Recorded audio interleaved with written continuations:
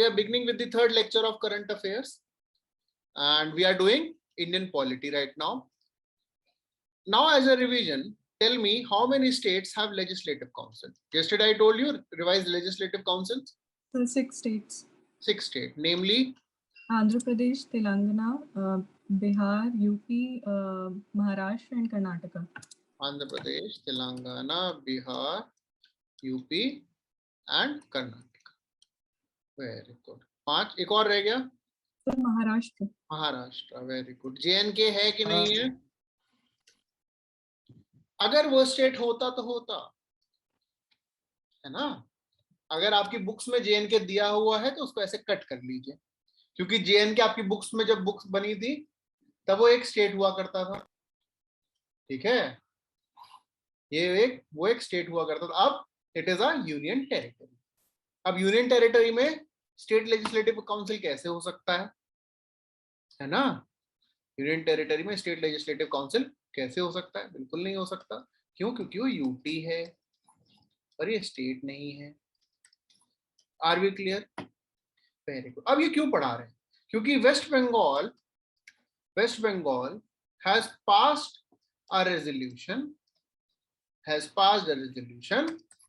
For creating a state legislative council. ठीक है, यानी कि क्वेश्चन अब आपके क्या बन सकता है? वेस्ट बंगाल में लेजिस्लेटिव काउंसिल है कि नहीं है? तो हमें बहुत क्लियरली पता अभी नहीं है.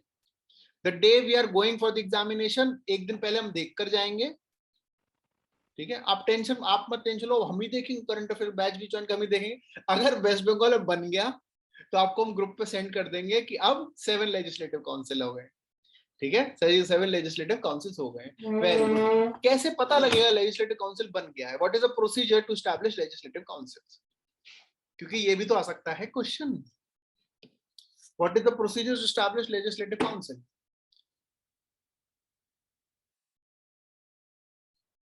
What is the procedure? Sir approve by parliament. हाँ जी, सर पार्लियामेंट की अप्रूवल तो लगेगी. पार्लियामेंट की अप्रूवल से. तो ये इतना जनरल आंसर दिया ना तुमने, मतलब इतना जनरल आंसर. अब पूछे कि कैसी लड़की पसंद है? जो मेरी और माँ बाप की दोनों को खुश रखे, मुझे और माँ बाप दोनों को खुश रखे.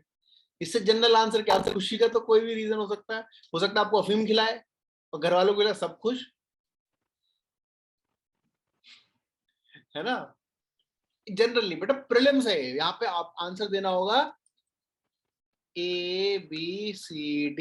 इसका मतलब we have to give it in the concrete form. यहाँ पे उन्हें लोग कहते हैं कि पार्लियामेंट क्या पता बना देती हो. नहीं, we have to tell the article under which the constitution has provided for the creation and abolition of legislative council. Tell me the article. 169. Very good.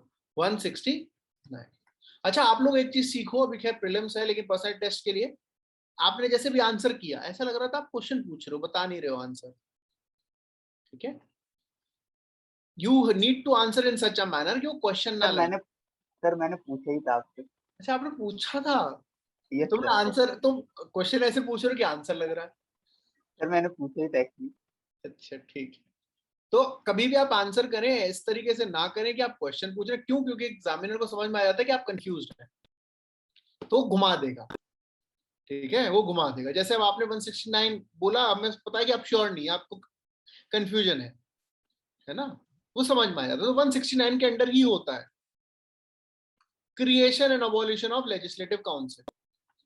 Okay okay, यहाँ तक समझ में आया? Very good. इस पे 368 भी अप्लाई करेगा ना? इसमें 368 अप्लाई नहीं करेगा. नहीं करेगा. क्यों नहीं करेगा? जल्दी बताओ. शाबाश. Very good very good very good. तो सिंपल मेजॉरिटी से हो जाएगा. Very good. सिंपल मेजॉरिटी से स्टेट पास करेगा. So parliament. और ये कौन सी मेजॉरिटी से पास करेंगे? Special majority. ठीक है, तो state will pass through the special majority and then it will go to the parliament and parliament will pass it through the simple majority. Okay, ये प्रोसीजर समझ में आ गया? Article 169 provides for the creation and abolition of legislative council that can be done by the state legislative council or assembly.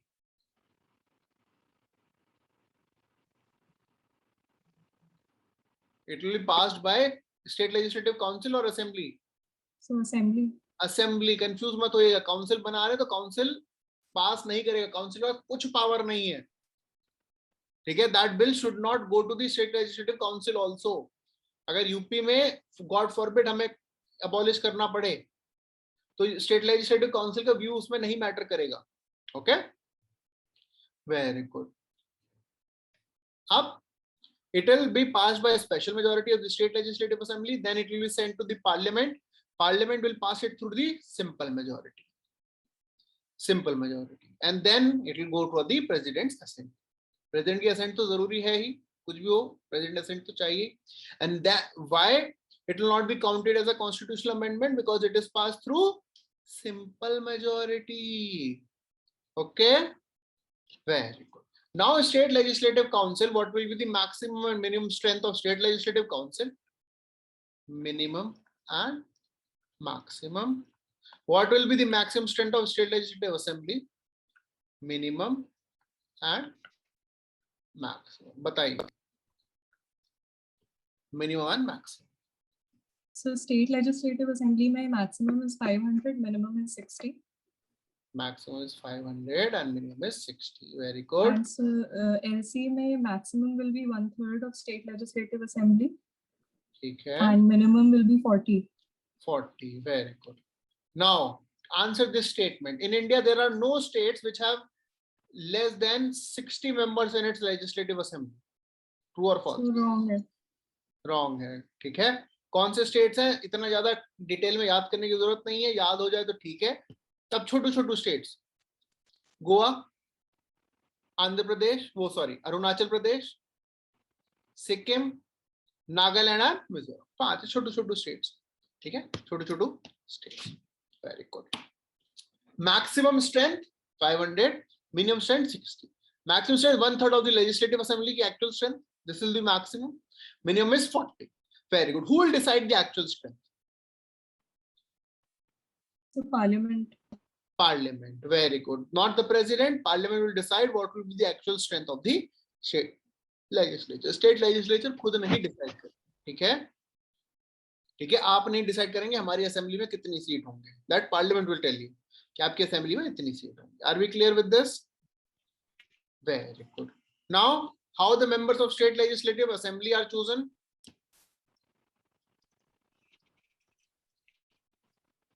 How the members are chosen? 5 elections, 6 elected होते हैं। कैसे कैसे एक एक करके कोई बोले? So 5/6 are elected and 1/6 are nominated by the governor. 5/6 are elected, 1/6 legislative assembly पूछ रहे हैं।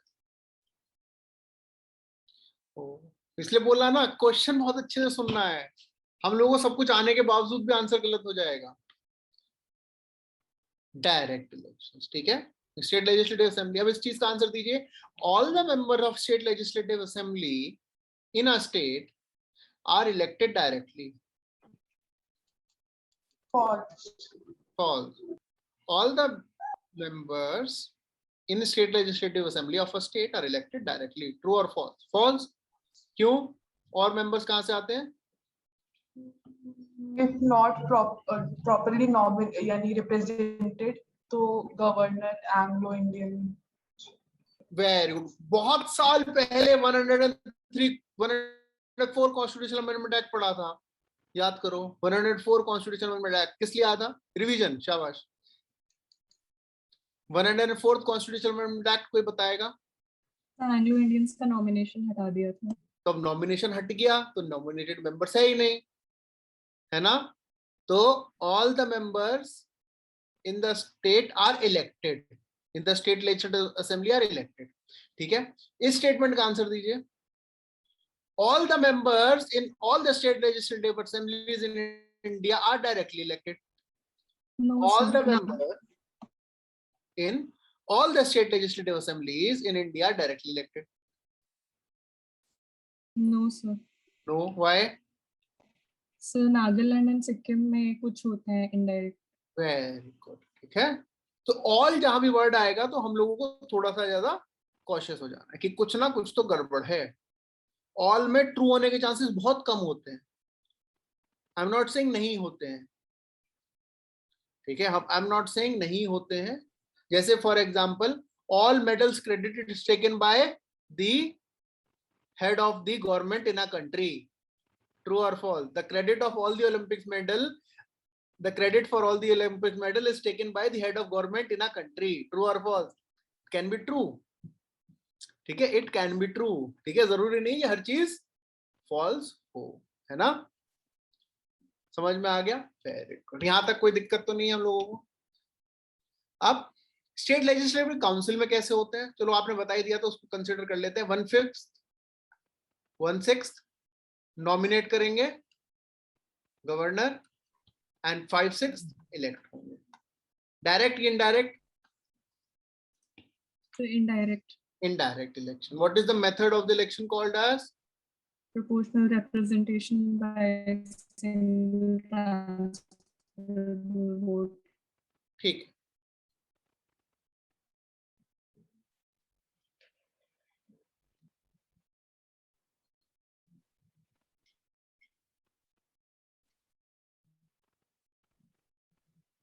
Proportional representation by means of single transferable. ठीक है, तो ये कैसे है ये आप आपको थोड़ा दिखा देते हैं. याद करने की कोशिश कीजिएगा. जरूरी नहीं है 100% ये वाला क्वेश्चन आए. Try to remember it. If you can remember that will be well and good. If you can't remember it's okay. ठीक है, अननेसेसरी परेशान नहीं होना है. अननेसेसरी परेशान नहीं होना. Very good. देखिए composition of the council. Council में 1/6 of the members. ठीक है, 1/6 of the members are nominated by the governor. The next 1/6 are elected by the graduates. Other 1/12 elected by graduate, 1/12 elected by teachers. 1/3 by legislative assembly में से indirectly elect होते हैं, 1/3 local body. ठीक है, ये एक इमेज दिमाग में बनाइए कि 1/3 elected by the local bodies, 1/3 by the legislative assembly, 1/6 are from the teachers and graduates, 1/6 are nominated. Okay, समझ में आ गया? Very good. गवर्नर जो नॉमिनेट करते हैं कौन कौन से फील्ड से नॉमिनेट कर सकते हैं? So literature, arts, science, social service and cooperatives. Very good. Class. ठीक है, क्लास. मतलब अच्छा लग रहा है. कल थोड़ा सा हम लोगों ने आपको डिमोटिवेट किया, आप लोग पढ़ के आए हो, हमें मतलब बहुत अच्छा फील हो रहा है. ठीक है, अब तो बताओ, हम तो रोज 15-20 मिनट डिमोटिवेट कर देंगे ऐसे तो. हमें तो अच्छा है, तो रोज 15-20 मिनट डिमोटिवेट कर देंगे. लेकिन रिवाइज करके आओ. बहुत देखो आप लोगों को भी मजा आ रहा होगा कि हाँ क्विक रिवीजन हो रहा है. ठीक है, यही चीज है जो आप लोगों ने अभी तक सब बताई. यही इस कहानी का जो है समरी है कि वेस्ट बंगाल ने डिसीजन लिया और बाकी सब क्वेश्चन क्या आ सकता है. Okay, are we clear with the legislative council? कोई दिक्कत, कोई टेंशन, कोई मेंशन? Very good. ये मेंस का टॉपिक है कि why there are legislative council.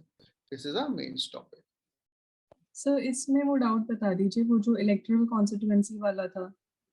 हाँ, सर इलेक्टोरल और असेंबली कॉन्स्टिट्यूएंसी में फर्क क्या है? इलेक्टोरल कॉन्स्टिट्यूएंसी ओवरऑल है. Overall constituency. इलेक्टोरल रोल्स हमने प्रिपेयर किए हैं और from those electoral rolls there will be constituency कि ये कॉन्स्टिट्यूएंसी का पार्ट हो. अब उस पूरे चंक में say that chunk you either divided into assembly constituency, either you divide. इसको थोड़ा एग्जांपल बता देते हैं डायग्राम.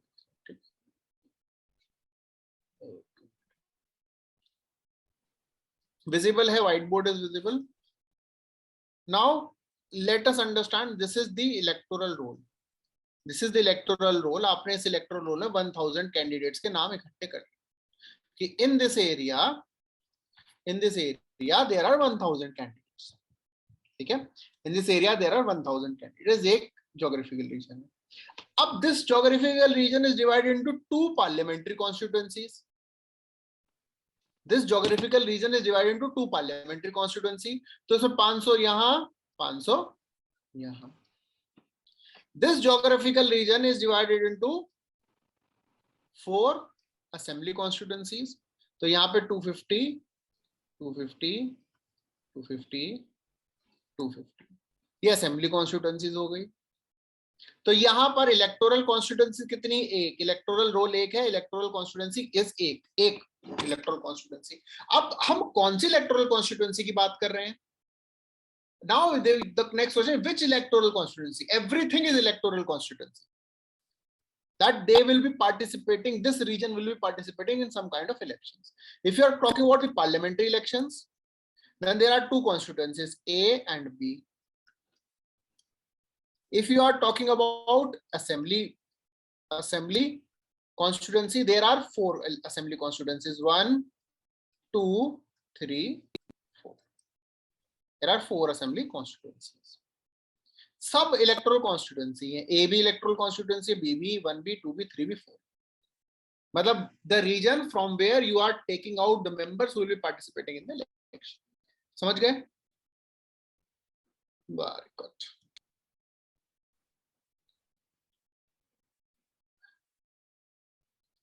बाकी और किसी को डाउट?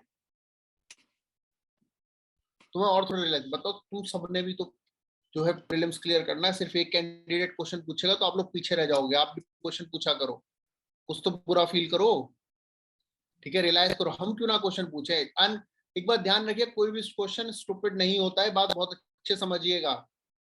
अगर आपके दिमाग में क्वेश्चन आ रहा है, अपने दिमाग पर भरोसा करिए, अपने दिमाग में बहुत अच्छा क्वेश्चन ही आया होगा। ओके, ये मत सोचिए कि हमारे दिमाग में अच्छा क्वेश्चन आया, दूसरे के में आया होगा कि नहीं आया होगा, क्योंकि कभी ना किसी के दिमाग में कोई क्वेश्चन आया होगा दैट लीड्स टू एवोल्यूशन। किसी ने सोचा कितना सही हो यार, मोबाइल फोन पे बटन दबाने की जरूरत ही ना पड़े, टच करो काम हो जाए। इसे सोचा ही तो होगा किसी आलसी इंसान ने, या बेकार बटन दबाते हैं, मैसेज करते हैं तो आवाज आती है, घर वालों को पता लगता है कि मैसेज पे खेल रहे हैं हम, बातें कर रहे हैं मैसेज पे। याद करो, आप लोग को भी एक्सपीरियंस किया वाला जमाना जब मैसेज बटन वाले फोन से बात करते थे, ठीक है, और उसमें पता है अगर आपको कुछ भी लिखना होता है उसमें एक बार बटन, जब मान लीजिए आपको L टाइप करना है तो 5 1 2 3 बार 5 दबाना पड़ता था, बड़ी मेहनत लगी। तो कितना आसान हुआ, ऐसा कीबोर्ड, कंप्यूटर जैसा कीबोर्ड मोबाइल में टच करो, ठीक है, उसी को तो इन्वेंशन हुआ, इसीलिए अपने दिमाग में रखिए। ना आप सिविल सर्वेंट बनना चाहते हैं सब लोग, है ना?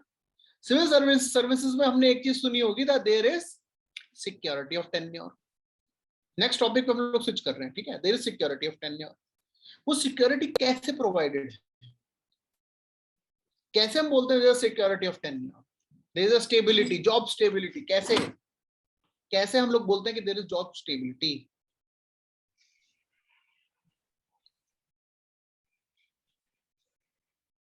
Through article, through article, article. yes, तो आज So, आधी आधी बात वही वाली बात जो मुझे मैं घर वालों को आगे बता भी नहीं रहे हो, थ्रू आर्टिकल।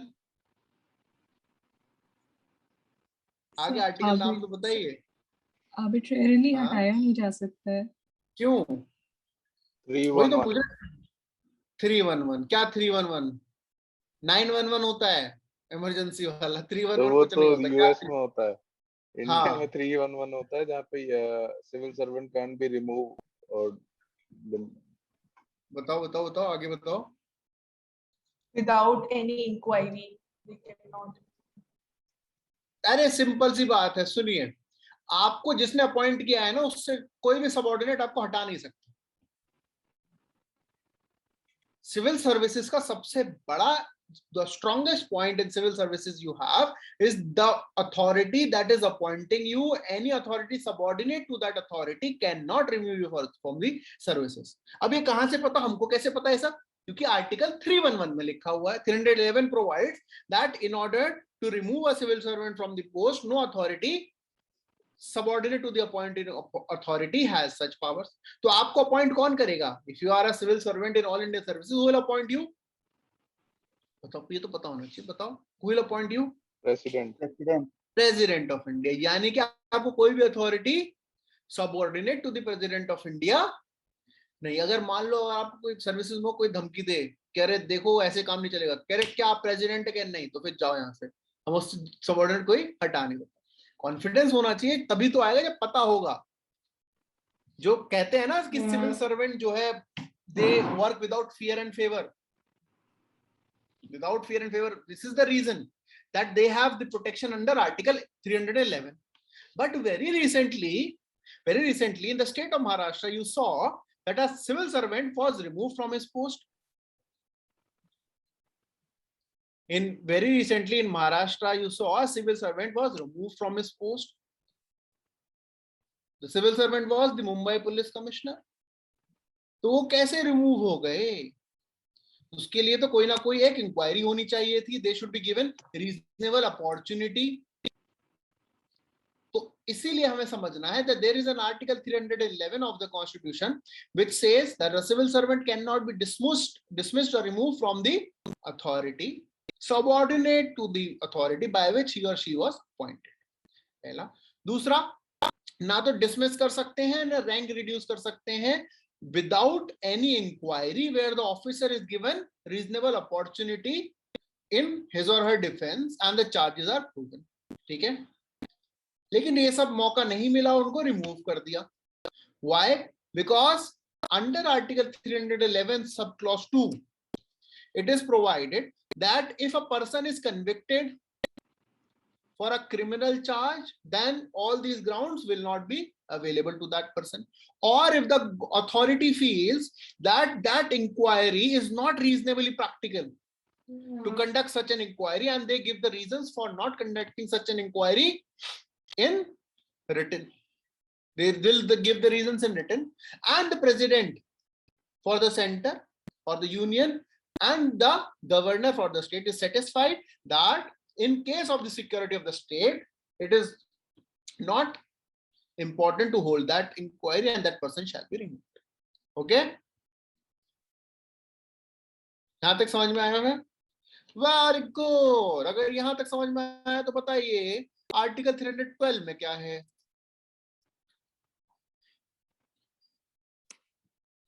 आर्टिकल 312 में क्या है? क्या चलो छोड़ा है तो कह रहे हम तो रटने थोड़ी आर्टिकल, अभी यार रटने थोड़ी आए है ना. Very good. आर्टिकल 312 से ऑल इंडिया सर्विसेज. ठीक है? All India services. Who has the power to establish new all India services? Rajya Sabha. Rajya Sabha. Very good. Through which majority? Special simple मत बोलिएगा, कॉन्स्टिट्यूशन में स्पेशली मेंशन्ड है मेजॉरिटी, स्पेशल सिंपल नहीं. बताइए Rajya Sabha through which majority? अगर ये तो चीटिंग है, रिवाइज करने वाला बताया नहीं था, ये तो राज्यसभा में तो चीटिंग हो रही है. इफेक्टिव में जब कह रहे हैं इफेक्टिव, सिंपल, एब्सोल्यूट, स्पेशल, हमें कुछ नहीं पता ये सब वर्ड्स. हमें मेजॉरिटी बताइए कितने लोग आएंगे, कितने वोट करेंगे. कॉन्स्टिट्यूशन में कहीं मेंशन नहीं है ये सब वर्ड. मतलब सिंपल तो है, स्पेशल, इफेक्टिव, एब्सोल्यूट, ये सब मेजॉरिटी कॉन्स्टिट्यूशन में मेंशन नहीं है. तो पेपर में आप याद तो करके चलेगा स्पेशल, लेकिन पेपर में तो डिटेल में वाली बताएंगे, फिर तो आप फंस जाएंगे हम कि तो चीटिंग है ना. और वहां पे कुछ नहीं करोगे, हमें बैठ के बीप बीप करोगे, हम यहाँ बैठे जो है चेयर से गिरेंगे. इतने सारे एक साथ बीप बीप करोगे तो, है ना.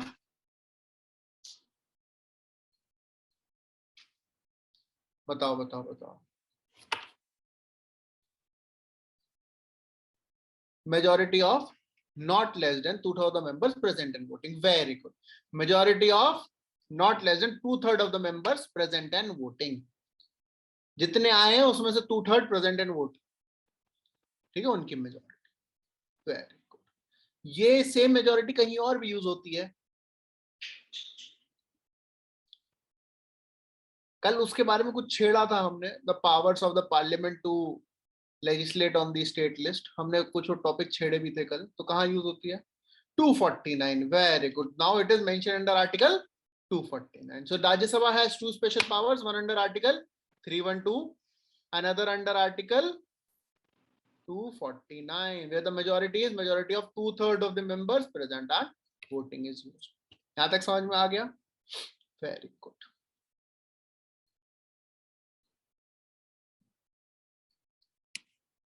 प्रोसेस क्या है इंक्वायरी का, ये आप देखिएगा कि रिप्रेजेंट अपॉर्चुनिटी मिलती है, चार्जशीट, फॉर्मल चार्जशीट बनेगी तभी हो सकता है. उन्हें रीजंस देंगे कि क्या चार्जेस हैं उनके अगेंस्ट.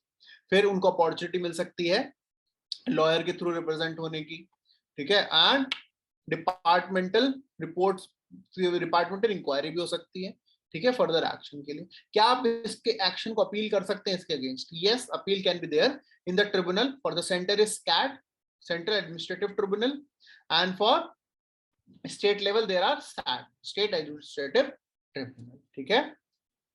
वेरी गुड, कोई डाउट, कोई दिक्कत, कोई मेंशन? ये सब वर्ड सुने हैं? कैट, सैट नहीं सुने? Very good. जयपुर वाले जब अपने सेंटर पे जाते थे तो वो ध्यान रखना, जब आप सिविल लाइन रेलवे स्टेशन से अपने सेंटर की तरफ आते थे, वहां लेफ्ट हैंड साइड पे एक ट्रिब्यूनल है, उसका नाम है कैट, ठीक है, ब्रांच। प्रयागराज वाले, प्रयागराज में एक मॉल है, हमें नाम नहीं पता, उस मॉल से जब आप सिविल लाइन की तरफ आते हैं, लेफ्ट हैंड साइड पे देखिएगा एक ट्रिब्यूनल है जिसका नाम है कैट, ठीक है।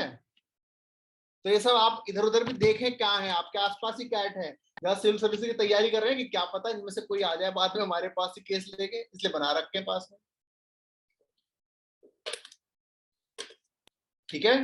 तो central administrative tribunal for the central cases and state administrative tribunal for the state cases, ठीक है, समझ में आ गया? Very good. और कोई दिक्कत, कोई टेंशन? आगे चलें, चलिए एक क्वेश्चन का आंसर दीजिए, ऐसे नहीं, ये वाला क्वेश्चन ऐसे नहीं करें, ये क्वेश्चन का आंसर दीजिए, हमने कल से ढूंढा हुआ है। दिख रहा है? कुछ नहीं दिख रहा है अभी? नहीं दिख रहा है, कल से ढूंढ के रखा हुआ है आप लोगों के लिए, कल यहाँ पहुंच ही नहीं पाए थे। हाँ, आंसर कीजिए।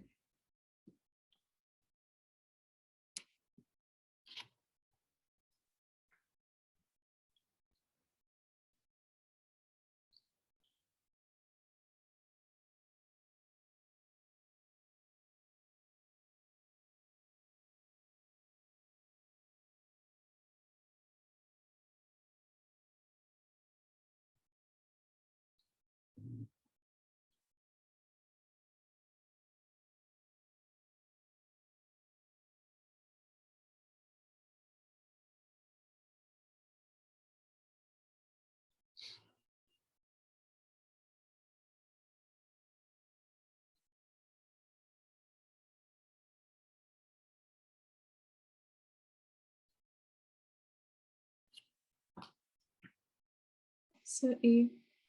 ए, वेरी गुड, ए। सबने क्वेश्चन पढ़ लिया है? जो यूपीएससी की तैयारी कर रहे हैं वो सब आंसर भी देने की कोशिश करें, बाकी लोग आराम से रिलैक्स करें, कोई दिक्कत नहीं है।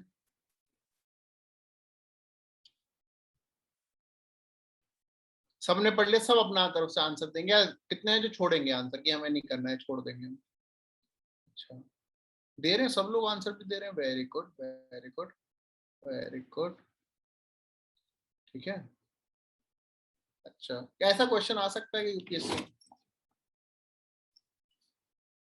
2020 सर का? ये आया हुआ है, सर ये आया हाँ। हुआ है, can not be carried forward, sir वो लेके जा सकते हैं नेक्स्ट ईयर। वेरी गुड, तो 2020 का क्वेश्चन है। हम लोगों को सबसे पहले आज क्या सीखे, प्रीवियस ईयर क्वेश्चन याद होने चाहिए, रटे हुए होने चाहिए, ये क्वेश्चन देखते आंसर बता देना चाहिए आपको उनका, है ना, समझ में आया? Very good. तो let us look at this question with reference to the MP LAD scheme, member of parliament local area development scheme, first statement, MP LAD fund must be used to create durable assets like physical infrastructure, health and education। और ये तो समझ में आ रहा है कि हाँ ये तो होगा ही होगा, है ना। तो फर्स्ट को तो हम, एक तो करेक्ट है, तो ये तो हट गया। ऐसे हम सॉल्व करते हैं, हमें नहीं पता, हम कितना डिटेल में हम लोग कोई भी तैयारी करके नहीं जाता है, आप भी नहीं जाते, हम भी नहीं जाएंगे इतनी तैयारी करके, इसलिए हम लोग इसको एलिमिनेशन से ही करेंगे क्वेश्चन को सॉल्व, ठीक है, क्योंकि तब नहीं पता था ऐसा क्वेश्चन आ सकता है, अब तो पता है, अब तो तैयारी के साथ जाएंगे, अब जाएंगे तैयारी, ठीक है। Second, a specified portion of each MP fund must benefit scheduled caste and scheduled tribe population। बताओ, बताना क्या है, टू सब में है, हमारा दिमाग लगाने की जरूरत ही नहीं है हम लोगों को, होगा कि नहीं होगा, मतलब टू सब में है, by default this is correct. Third statement, MP-led funds are sanctioned on yearly basis, and unused funds cannot be carried forward to the next year. ठीक है, अब cannot be carried forward हमने सुना तो है, मार्च रश जैसी चीज होती है ना, हमने सुना तो है, हो सकता है 3 गलत भी हो, सही भी, हमें नहीं। The district authority must inspect at least 10% of the works under implementation every year. ठीक है, अब दोनों में से हो सकता है दोनों गलत है, तो ए है, सी है, डी। अगर आपको इसका आंसर नहीं पता, तुक्का मत मान लिया ऐसे क्वेश्चन। दिस इज, ये क्वेश्चन को डिस्कस करने का तरीका ये है, इस क्वेश्चन में अपना तुक्का मत मारिएगा, ये क्वेश्चन छोड़ने वाला होता है until unless you are not sure। लेकिन अब इस क्वेश्चन का आंसर है डी, तो दे आर कैरीड फॉरवर्ड। ठीक है, दे आर कैरीड फॉरवर्ड। इसके बारे में आप डिटेल में बताते हैं आपको। एंड डिस्ट्रिक्ट अथॉरिटी इंस्पेक्ट करते हैं 10% ऑफ द इंफ्रास्ट्रक्चर। ठीक है, 10% of the infrastructure. Now let us discuss what this MP-led scheme is all about।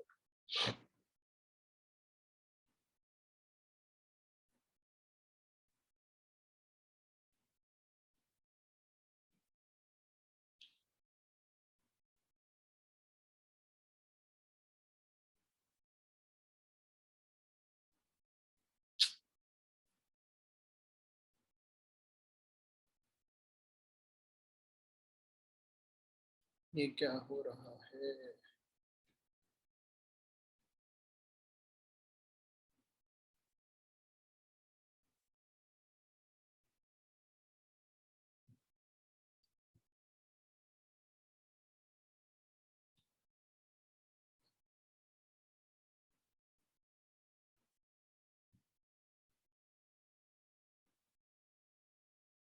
हाँ, तो this scheme was suspended during the COVID times। ठीक है, this scheme was suspended during the COVID times, लेकिन the MPs are now demanding that there has to be a continuation of this scheme। ठीक है, अब क्या हो रहा है, that this scheme was began or started in 1993 so that the MPs they conduct some developmental work in their constituency। ठीक है, क्योंकि मिनिस्ट्रीज तो they are doing their developmental work, but when you are the representative of a constituency, आपके पास भी तो कुछ power होनी चाहिए ना कुछ काम करने की, तो you can do this developmental work. अब ये क्या होता है, they can recommend developmental work, खुद से नहीं कराएंगे, they will recommend. There priority will be the assets creation like water, education, sanitation, infrastructure creation। This scheme is administered under Ministry of Statistics and Program Implementation। ठीक है, MOSPI के अंदर है। Every year MPs are given 5 crore। ठीक है, under the MP-led scheme the MPs are given 5 crore rupees। Now this similar scheme is for the MLAs also। ठीक है, similar scheme is under MLA where the funds are given। कितना fund देना है वो state to state depend करता है। 5 करोड़ नहीं है, हो सकता है कम हो सकता है ज्यादा हो।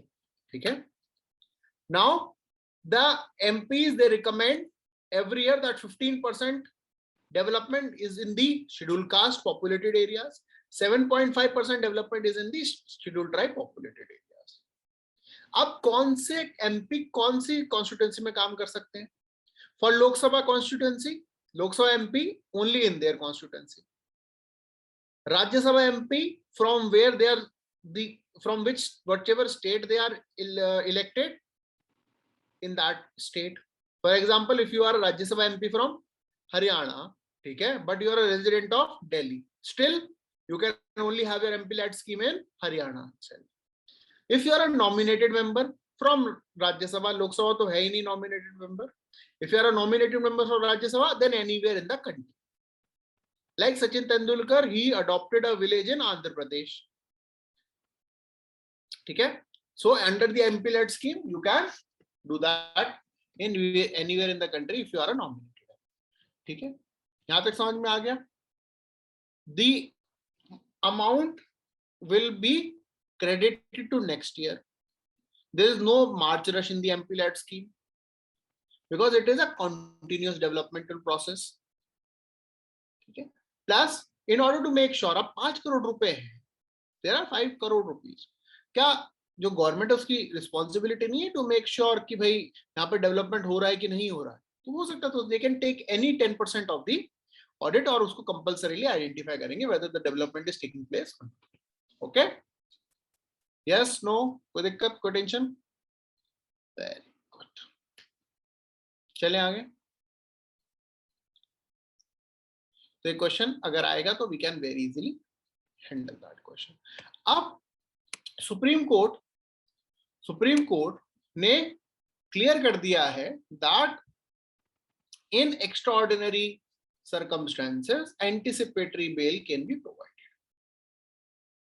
Under the extraordinary circumstances anticipatory bail can be provided. ठीक है, अब सवाल यह था क्या होता है एंटिसिपेटरी बेल, है ना? होता क्या एंटिसिपेटरी बेल? बेल समझते हैं क्या होता है?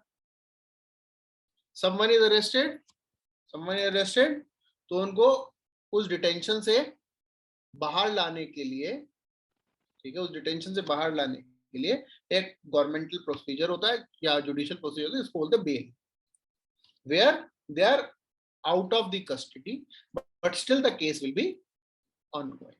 So an accused who is under the judicial inquiry can be given freedom in the form of a bail. ठीक है, बेल मिलती है person who is already arrested. लेकिन अगर किसी को ऐसा लगता है कि उनको कोई अरेस्ट करने आएगा, ठीक है, तो उससे पहले अगर बेल ले तो फिर अरेस्ट नहीं होगा, पहली बच गए, जेल जाने की जरूरत ही नहीं है। उसको बोलते हैं in the anticipation of an arrest you obtain an anticipatory bail. ठीक है, ये हर चीज के लिए नहीं है, ऐसा नहीं है कि आपको लगेगा कि आपके हाथों से किसी का खून होने वाला है इसलिए आप पहले एंटिसिपेटरी बेल ले लें, तो ऐसा नहीं हो सकता। It is not for heinous offences. ठीक है, कि कितना सही रहेगा वरना एंटिसिपेटरी बेल लेके बैठ गए मस्त। जब पिक्चरों में कहते हैं ना मेरी कुंडली में किसी का खून लिखा है, तो किसी पंडित ने बोला कुंडली में खून लिखा है, आपने एंटिसिपेटरी बेल अप्लाई कर दी है, ये नहीं है, ऐसा नहीं हो सकता। ठीक है, सोचा तो होगा, दिमाग में आइडिया तो आया होगा कि तरीका तो सही है। सब प्रिवेंटिव डिटेंशन के लिए होता है क्या? बेटा प्रिवेंटिव डिटेंशन तो अरेस्ट है ही नहीं ना, वो तो प्रिवेंटिव डिटेंशन है। सर बट डिटेंशन में तो रखते हैं ना वो, तो फिर उसके लिए मतलब वो चीज अलग है। हाँ, वो चीज अलग है। प्रिवेंटिव डिटेंशन के भी अगर कोर्ट ने दे दिया तो कोर्ट की डिस्क्रिशन है, दिस इज कोर्ट्स डिस्क्रिशन। ठीक है, अब पहले क्या होता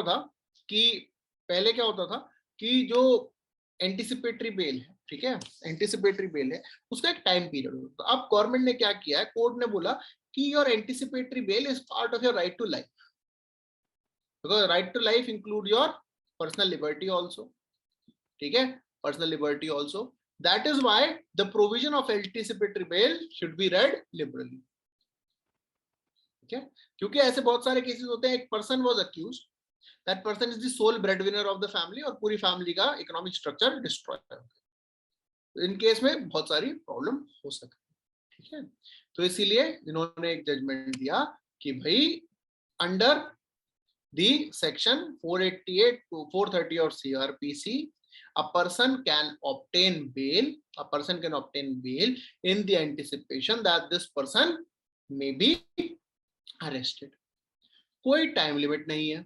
अगर आपको लगता है कि आपको 10 दिन बाद अरेस्ट होने वाला है तो आप ले सकते हैं, 1 साल बाद आपको लगता है आप अरेस्ट हो सकते हैं तो भी ले सकते हैं, there is no time limit. ठीक है, एंड कब से कब तक ले सकते हैं, पूरे ट्रायल के लिए 10 साल तक की भी आपको एंटिसिपेटरी बेल मिल सकती है, इसे कोई टाइम लिमिट नहीं। हो सकता है 2 महीने की भी ना मिले, हो सकता है 2 दिन की भी ना मिले, there is no time limit. लेकिन एंटिसिपेटरी बेल आप सिर्फ 2 जगह डिमांड कर सकते हो, सेशंस कोर्ट और हाई कोर्ट। सिविल कोर्ट से आप एंटिसिपेटरी बेल नहीं ले सकते, सेशन कोर्ट से ही लेना होगा। ठीक है, now the idea of anticipatory bail was not there in the original CRPC, it was added in 1970। originally नहीं था। ठीक है, originally नहीं था, और add क्यों किया गया, because it was identified that a person till proven guilty, क्या होता है person till proven guilty क्या होता है, मीडिया में हेडलाइन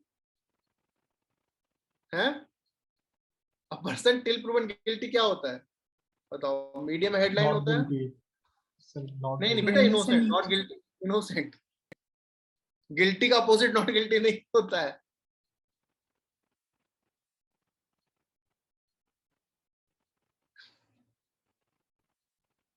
ठीक है, गिल्टी का अपोजिट नॉट गिल्टी नहीं होता है। यहां तक समझ में आ गए?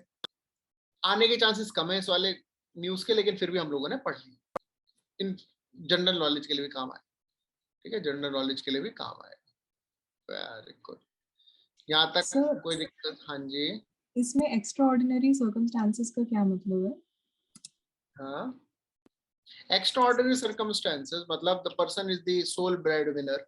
ठीक है, हाई कोर्ट ने बेल मना कर दी। For example, a person is accused for murder, ठीक है, but that person was the sole bread winner of the family.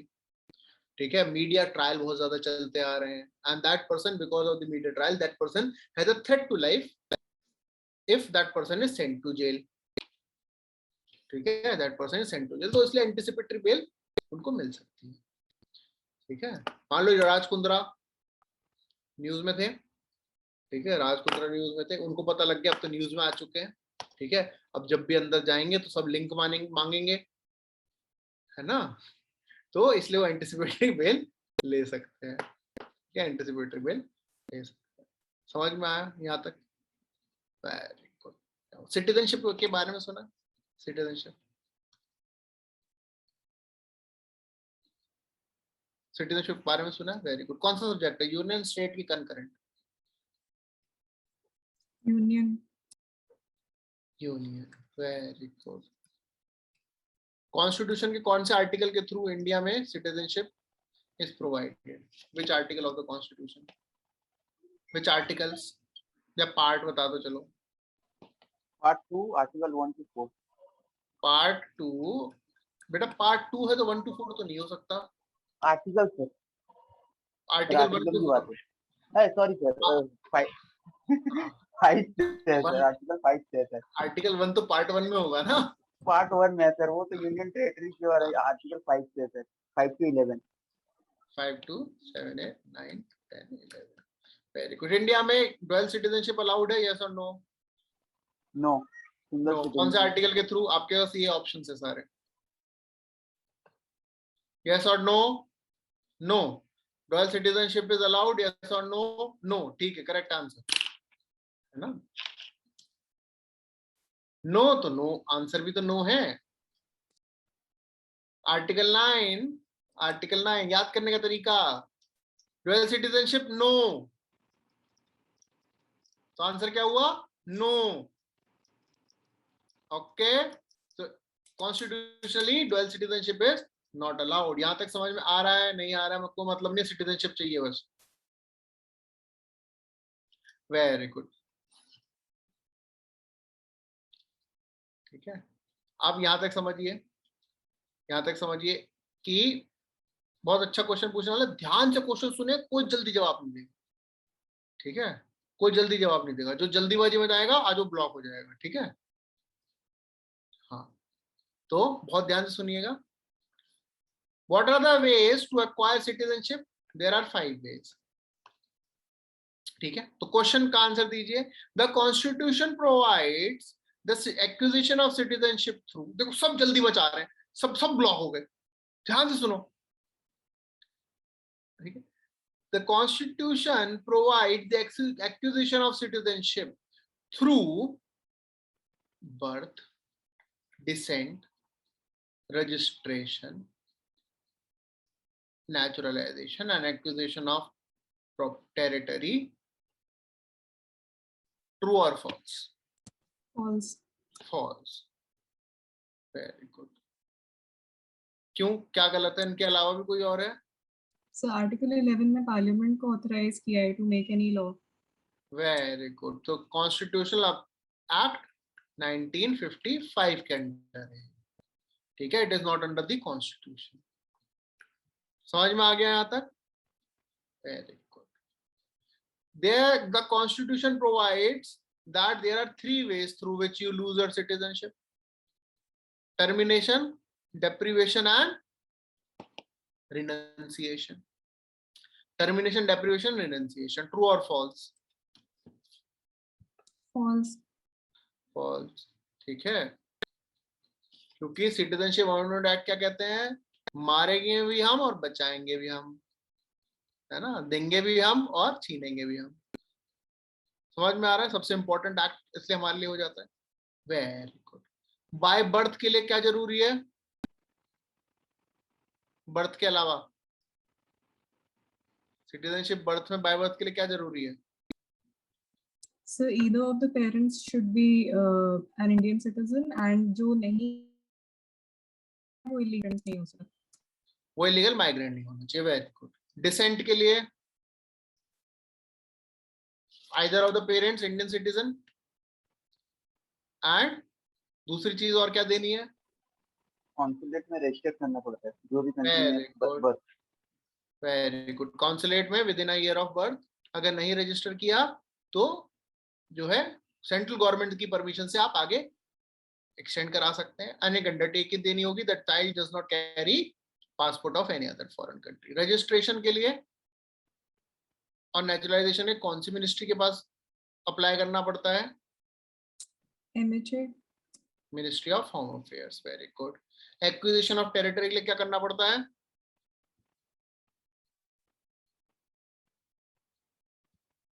Acquisition, ठीक है। So government Acquisition- notify करती है। जो एक्विजिशन ऑफ टेरिटरी है उसमें who will become the citizen? सारे लोग, everyone living in that territory. Yes, unmute कीजिए कोपल, अनम्यूट अनम्यूट। हाँ, So the government will specify the people and the date. Very good. Not everyone will automatic, तो statement अगर आता है the people will automatically become the citizen of India, तो ऐसा नहीं है। ऐसे तो आप थक हार के सिटीजनशिप लेना चाह रहे, कुछ नहीं हो रहा है, तो एक काम करेंगे अपनी टेरिटरी में गवर्नमेंट से, इंडिया से बोलेंगे कब्जा कर लो, हम सिटीजन बन जाएंगे, है ना। ऐसा नहीं हो सकता। Not everyone will be eligible.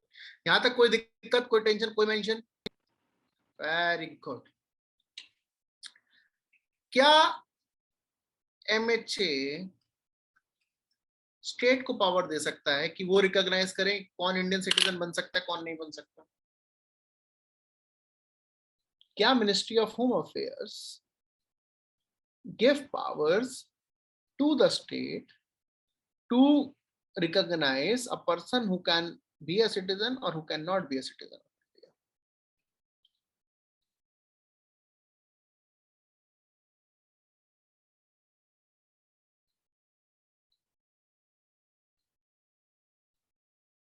So अगर पार्लियामेंट रेगुलेट कर रहा है तो फिर वो ऐसा कर भी सकता है। Very good. कर नहीं सकते, कर दिया पार्लियामेंट ने। यही तो न्यूज है, यही तो पढ़ना है। इसके लिए पहले बैकग्राउंड जानना जरूरी था ना। अगर सीधा बता देता आप लोग, अरे ठीक है न्यूज ही तो है, ठीक है। पार्लियामेंट कर नहीं सकता, पार्लियामेंट ने कर दिया। मतलब पार्लियामेंट नहीं, होम अफेयर्स ने किया, मिनिस्ट्री ऑफ होम अफेयर्स ने। मिनिस्ट्री ऑफ होम अफेयर्स ने क्या किया? गाइडलाइंस इशू करी है that under the citizenship amendment or citizenship act 1955, the people who are not belonging to the Muslim religion, the people who are not following Islam and they belong to Afghanistan, Bangladesh and Pakistan and residing in 13 districts of Gujarat, Rajasthan, Chhattisgarh, Haryana and Punjab can apply for Indian citizenship. ठीक है? So those districts are empowered. The district magistrate will be having certain powers to identify that this person shall be given citizenship or not. ठीक है, समझ गए? क्या ये तो simple है, तो सिटीजनशिप अमेंडमेंट एक्ट में भी यही था, है ना, है ना। Very good. So now the districts will be given power to identify citizenship as per the citizenship amendment act 2019। True और फॉल्स? ट्रू और फॉल्स? No sir. क्यों नहीं?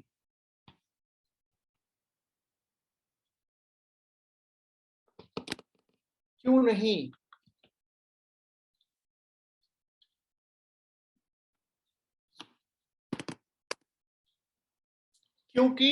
this is only given to those districts and for those citizens who have already applied for the citizenship, who fulfill all the criteria of becoming the citizen. It's just that their citizenship criteria is pending. They are fulfilling all the criteria, it's just their application is pending. उनको power मिल गई है। Okay, ये citizenship amendment act से इसका कोई लेना देना नहीं है। लास्ट पैराग्राफ देखिए, this is not related to citizenship amendment act. Okay, समझ में आया? Yes, no, very good.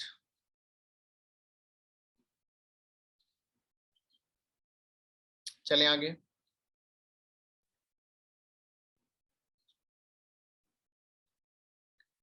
Tribunals के बारे में हम लोगों ने सुना है, ट्रिब्यूनल्स के बारे में सुना है।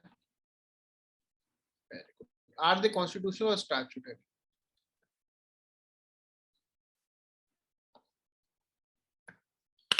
नेशनल ग्रीन ट्रिब्यूनल के बारे में सुना होगा, और ट्रिब्यूनल्स आर स्टैट्यूटरी और constitutional? Statutory, very good. Constitutional, अब तो आपको ही कह रहा है कॉन्स्टिट्यूशनल, कोई कह रहा है स्टैट्यूटरी, ये तो चीटिंग है।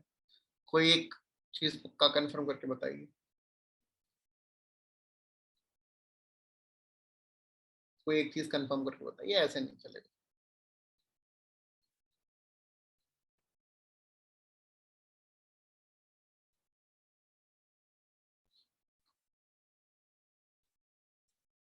Constitutional, very good बेटा। Tribunals are constitutional, particular tribunals are created through acts.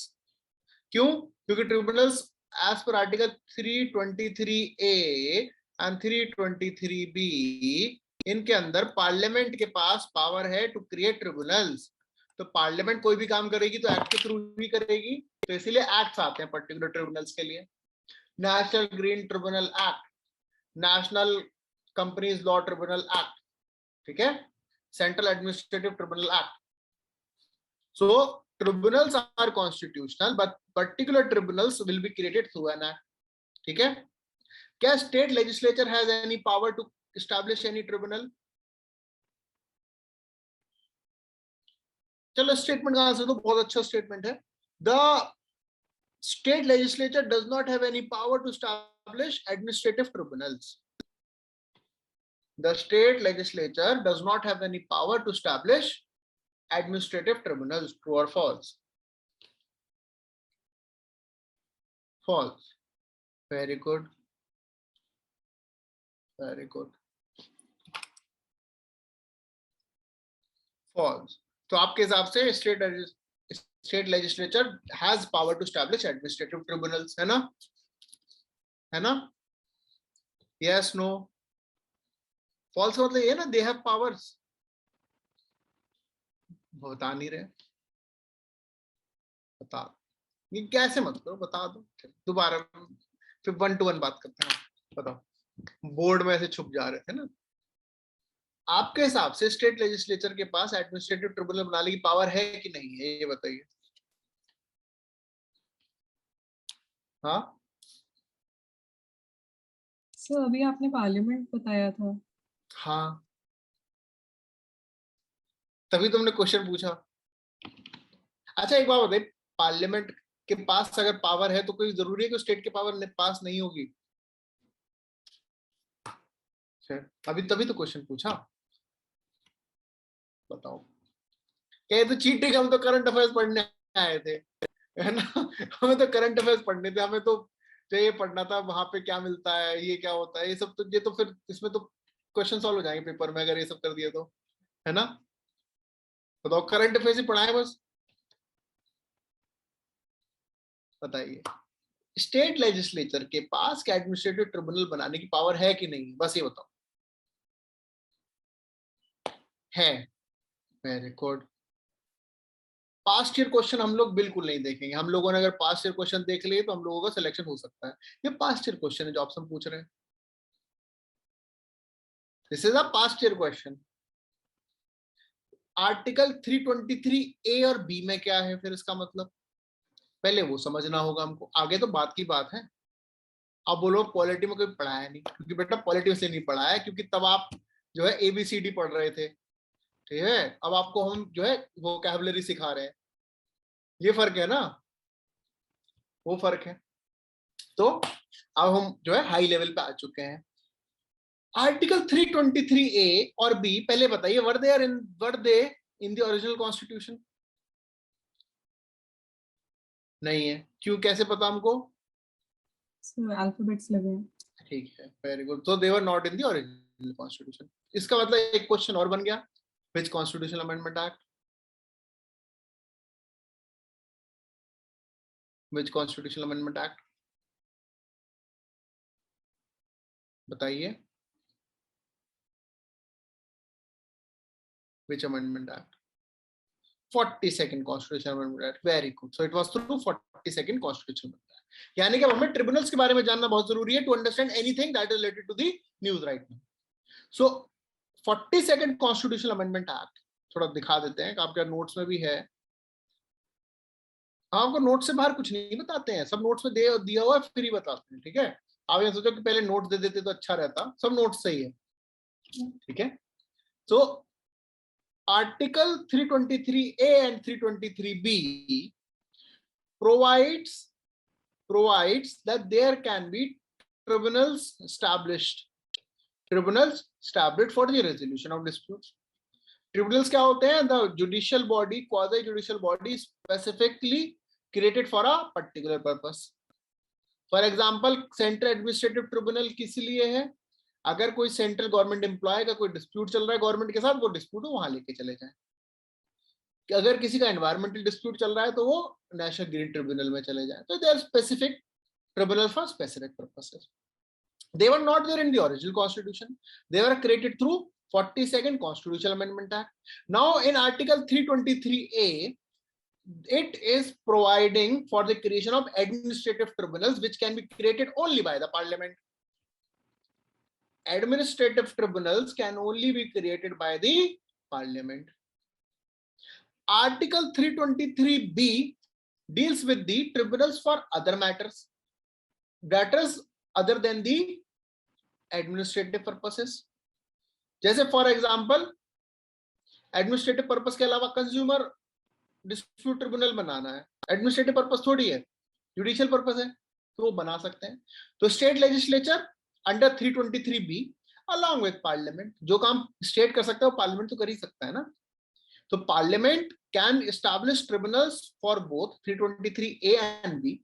State legislature can only establish other tribunals not for administrative matters. ठीक है, सॉर्ट हो गया। अब रिसेंटली क्या एक ऑर्डिनेंस आया है, एक ऑर्डिनेंस ने क्या किया कि बहुत सारे ट्रिब्यूनल हो रहे थे, बहुत सारी अपीलेट बॉडी हो रही थी, कंफ्यूजन हो जा रहा था, कहाँ जाए क्या करें। हाई कोर्ट कह रहे थे तो मतलब कंफ्यूजन है क्योंकि घूम फिर के आते उन्हीं हाई कोर्ट के पास ही है, क्योंकि in any tribunal high court is the appellate body. तो उन्होंने क्या किया कि देखिए ट्रिब्यूनल से अगर डिस्प्यूट रिजॉल्व हो जाए ठीक है, वरना अपीलेट बॉडी हटा दी 9 ट्रिब्यूनल्स की और उनको दोबारा हाई कोर्ट को दे दी।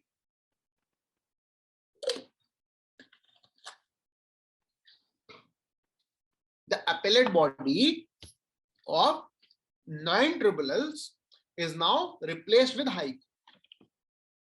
ठीक है, now there are no appellate bodies for these tribunals.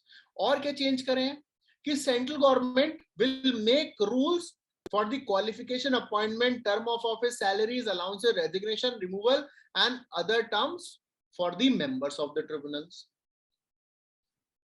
Chairperson and members of the tribunal will be recommended by a select cum search committee and the appointment will be done by the central government. ठीक है, the committee or the composition of the committee will be that the head will be Chief Justice of India or any judge appointed by the Chief Justice. The chairperson of any tribunal will hold office for 4 years or till he or she attains 70 years of age. Other members will hold a term or hold the office for 4 years and unless they attain the age of 67 years, whichever is earlier. कोई भी person who is not above the age of 50 can be appointed as a member of tribunal. ठीक है, ये उल्टा उसमें लिखा not completed, ये सब सिंपल मतलब ट्रिब्यूनल के मेंबर है चेयरपर्सन बनने के लिए एटलीस्ट आपको 50 प्लस होना चाहिए। ठीक है, बस ये न्यूज है। कुछ ट्रिब्यूनल को फाइनेंस एक्ट से भी बाहर निकाल दिया है। ठीक है, फाइनेंस एक्ट से बाहर निकाल दिया। ये बहुत ज्यादा टेक्निकल है, नहीं आएगा। ठीक है, इतने में हमारी पसीने छूट गए हम लोगों के, है ना, हमें पसीने छूट गए, इतने में क्वेश्चन आएगा ट्रिब्यूनल से।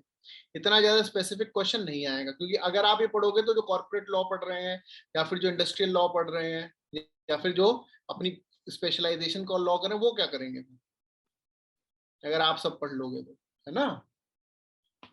समझ में आया है? यस, नो, पक्का, है ना, श्योर? कोई डाउट तो नहीं है, बताइए। नहीं पक्का, इसमें कोई कैच नहीं है, कैच वाला क्वेश्चन तो पूछेंगे अभी। कोई डाउट तो नहीं है? बताओ। सब लोग ऐसे घबराए से क्यों है, तो घबरा से क्यों जाते? हाँ बताओ। आधा पॉलिटी रिवाइज हो गया 3 दिन में, और क्या चाहिए? और क्या चाहिए, मतलब इससे ज्यादा क्या चाहिए आपको? फिर ये तो बहुत बढ़िया चल रहा है, 2 घंटे पढ़ भी रहे हैं। इस टाइम तो हम कुछ भी नहीं करते हैं, वरना खाना खा के रिलैक्स करते हैं, सर के नीचे हाथ रख के, है ना, वहां पूछते हैं उनसे हैड लंच, है ना, बस। तो मजा आ रहा है ना। चलो अब आंसर बताइए, वर्ल्ड प्रेस फ्रीडम इंडेक्स कौन सी बॉडी रिलीज करती है? World press freedom index, oh my God, reporters without border. Reporters without borders, very good. Reporters without borders क्या है? ये तो नोट्स में नहीं है, तो चीटिंग हो गई, ये तो चीटिंग हो गई, है ना। सर जैसे वर्ल्ड बैंक है, ये भी एक वन टाइप का इंस्टीट्यूशन। अच्छा, कभी यूपीएससी पास्ट ईयर क्वेश्चंस देखे हम लोगों ने गलती से?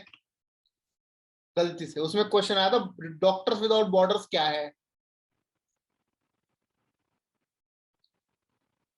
ना, डॉक्टर विदाउट बॉर्डर्स आया। तो अगर डॉक्टर विदाउट बॉर्डर्स पूछ सकते हैं, तो क्या उनको रिपोर्टर्स विदाउट बॉर्डर्स भी पूछ सकते हैं, है ना, है ना। वर्ल्ड प्रेस फ्रीडम इंडेक्स तो पूछ भी सकते हैं। मीडिया से तो यूपीएससी 2019 में कितने क्वेश्चन पूछे, 2020 में कितने क्वेश्चन पूछे? Very good. Doctors without borders and reporters without borders are not for profit organisations, ठीक है, these are not for profit organisation. India की रैंक क्या चल रही है? इंडिया की रैंक है 142 आउट ऑफ 180 कंट्रीज। ये आपको बताने की जरूरत नहीं है that this category is not considered as good, ठीक है, आपको बताने की जरूरत नहीं है that 140 out of 180 countries, so it means the press freedom is decreasing, ठीक है, press freedom is decreasing. Very good. क्या है ये मेंस के लिए, इतना ज्यादा डिटेल में जानने की जरूरत नहीं। क्वेश्चन अगर आएगा तो कौन रिलीज करता है, ठीक है, टॉप पे कौन है? Norway, Finland, Denmark. कुछ नहीं समझ में आया तो ये जो कंट्रीज है ना, ऊपर वाली जो कंट्रीज है, इनके नाम लिख दे करो, ये यही सबसे आगे जीतते हैं, इसमें नहीं का है, ठीक है, इसमें ज्यादा दिमाग नहीं लगाना है। यूपीएससी पूछता नहीं है, पूछेगा तो स्टेट सर्विसेज पूछता है। इंडिया की कौन सी रैंक है ये याद कर लो, 140 आउट ऑफ 180, ठीक है, 140 आउट ऑफ 180। ये नहीं पूछेगा क्या क्या पैरामीटर्स होते हैं, क्योंकि आप यही याद कर लोगे रिपोर्टर्स विदाउट बॉर्डर्स है, वही यूपीएससी के लिए बहुत है, ठीक है, यूपीएससी उसी में खुश हो जाएगा कि चलो इतना तो पढ़ा, ठीक है, ओके, चले आगे, चले। कोई डाउट तो नहीं अभी तक? कोई डाउट लाओ, कुछ टेंशन वेंशन हो तो बताओ। Very good. स्वामित्व स्कीम किससे रिलेटेड हो? अच्छा, आगे कर दे, फटाक से हटा दिया। स्वामित्व स्कीम किस चीज से रिलेटेड है? बताओ बताओ बताओ। स्वामित्व, स्वामित्व, So survey of village with survey of village, very new good. technology. हाँ, So with technology, with new technology. 100% guarantee देते हैं। सब लोग सामने स्क्रीन खोल के बैठे तो सही आंसर नहीं दे पाओगे। चलो सबको बोल रहे हैं ओपन बुक चैलेंज, सही आंसर फिर भी नहीं दे पाओगे। सब लोग खोल लो, पेज पढ़ लो, फिर बता दो। बता रहे अभी तक किसी ने सही नहीं दिया है, अभी सबके सामने खुला हुआ है पेज। और कोई कहे हमारे पास नहीं है, हमने नहीं खोला हुआ, तो क्यों नहीं खोला हुआ? कौन सी शक्तियां रोक रही हैं आप खोलने से? ठीक है, मतलब क्यों नहीं खोला हुआ है? अगर आपके साथ नोट शेयर किए हैं और आप तब भी नहीं देख रहे हैं, तो क्यों? उन्होंने मना किया है, कोई मुहूर्त आना है?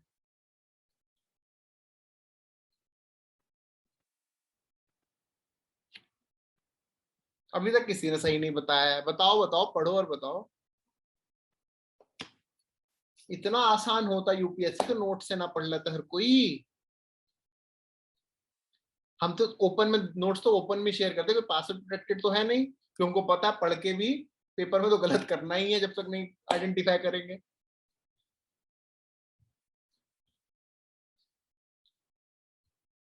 सर सर्वे ये ऑफ वाला विलेजेस टॉपिक बिल्कुल नहीं आता पंचायत का, ये बिल्कुल नहीं आता सर। क्या? सर पंचायत वाला टॉपिक बिल्कुल नहीं आता। बिल्कुल नहीं आता तो बेटा पंचायत से रिलेटेड ही नहीं है ये। Survey of village and mapping sir. Survey of village and mapping नहीं। मैं क्या, अरे एक बात बताओ, तूने कॉन्फिडेंस में बोला सब गलत बताओगे तो कुछ तो रीजन होगा, कोई नहीं ढूंढ पा रहा है, मतलब सामने हो के भी।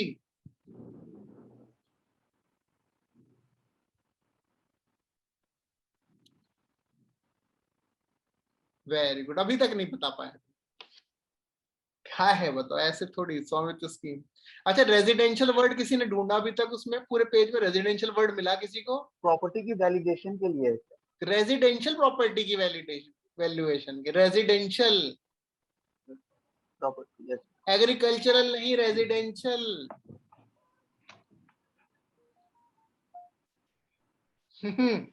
सब कुछ सही होता, रेजिडेंशियल वर्ड मतलब सामने है, किसी को रेजिडेंशियल दिख ही नहीं रहा है। सब कह रहे विलेज मतलब खेत, है ना? बस विलेज सुनते बस खेत ध्यान में आ रहे, खेत खलिहान, ठीक है, और डीडीएलजे, है ना? बस ये सिर्फ ध्यान में आ रहा होगा कि डीडीएलजे चल रही है, आओ आओ, है ना? तो it is for the residential updation of land records, ठीक है, थ्रू टेक्नोलॉजी। अभी पूरे इंडिया में अलाउ हो गई है, पहले it was only for 9 states, अभी पूरे इंडिया के लिए। इससे हम लोग क्या सीखे? इस वाले अभी फियास्को से हम लोग क्या सीखे कि ऊपर ऊपर से पढ़ के यूपीएससी नहीं क्लियर होगा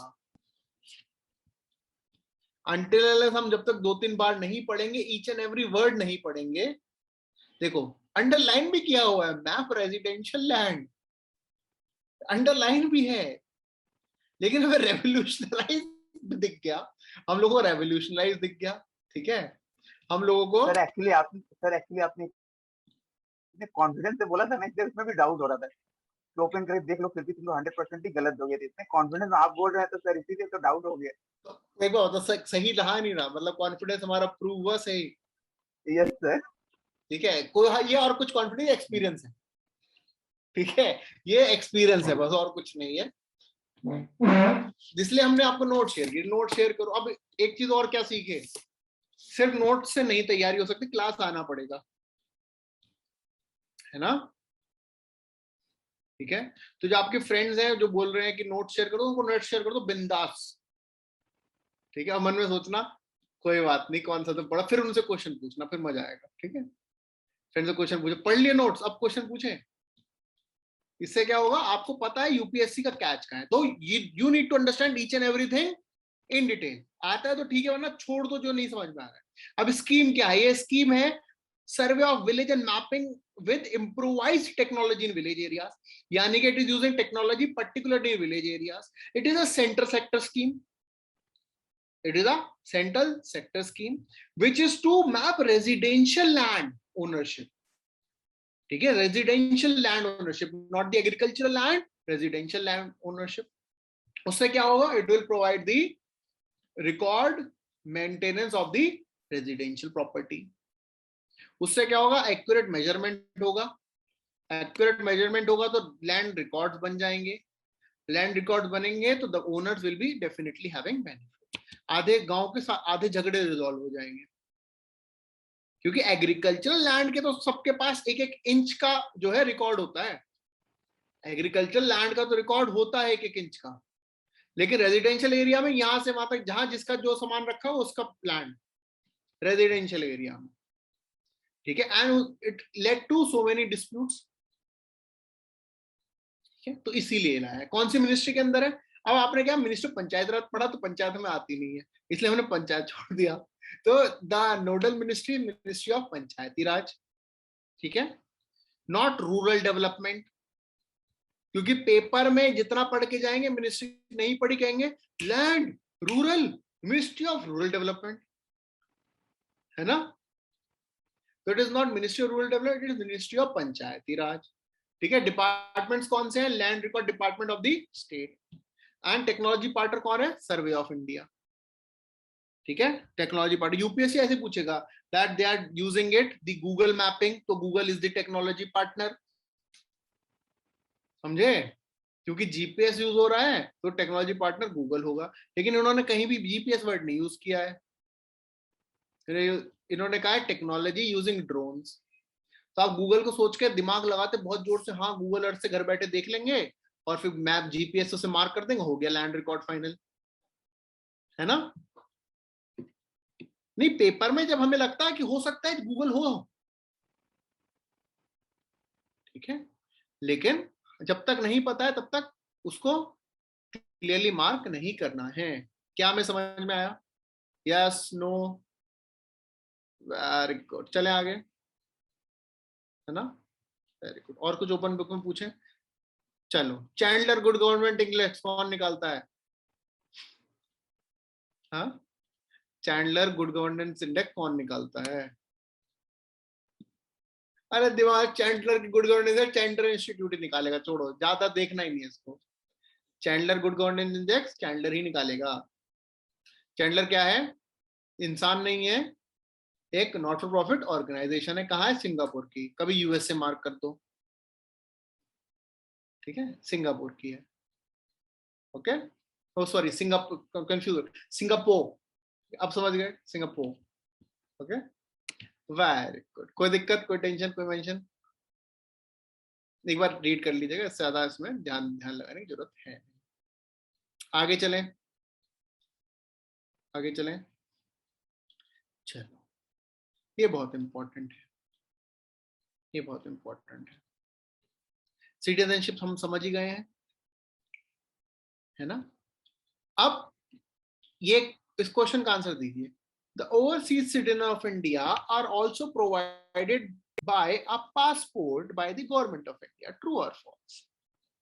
Overseas citizens of India are provided by a passport or provided a passport by the government of India.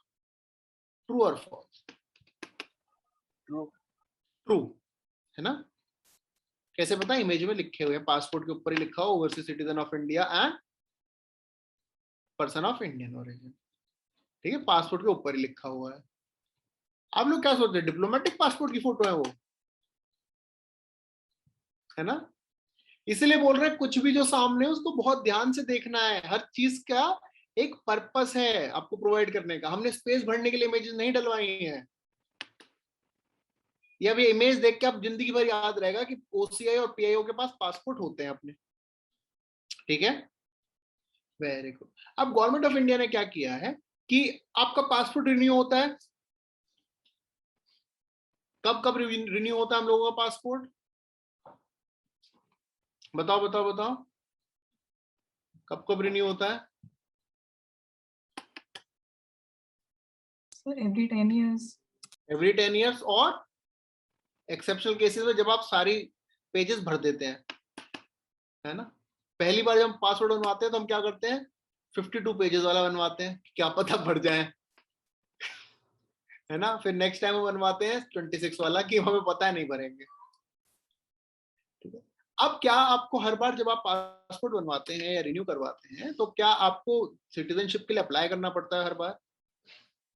नहीं। तो गवर्नमेंट ने अब क्या किया है, यही चीज ओसीआई के लिए भी करी है, that every time you get your passport renewed you do not have to separately apply for the overseas citizen of India procedure. आपको हमेशा रिन्यू नहीं करानी पड़ेगी अपनी ओसीआई स्टेटस। ठीक है, ओसीआई कार्ड रिन्यू कराने की जरूरत नहीं है विद द पासपोर्ट। ठीक है, ओसीआई कार्ड कंपल्सरी रिन्यू कब होगा? ठीक है, अगर आपका पासपोर्ट आपने 20 इयर्स की एज से पहले बनवाया तो when you reach the age of 20 तब तो रिन्यू कराना पड़ेगा। If you reach the age of 50 तब भी रिन्यू कराना पड़ेगा। लाइफ में अगर आप 20 के हैं तो आपको ओसीआई कार्ड दोबारा रिन्यू कराना पड़ेगा, 50 की एज के बाद भी रिन्यू कराना पड़ेगा, because at these ages there are changes in your facial status. ठीक है, फेशियल फीचर्स जो है आपके चेंज होते हैं, इसलिए इमेज जो है the same image will not be there. Okay, बस यही न्यूज में है, ये हमने समझ लिया है। Very good. पीआईओ और ओसीआई में क्या फर्क है? What is the difference between PIO and OCI? What is the difference between PIO and OCI?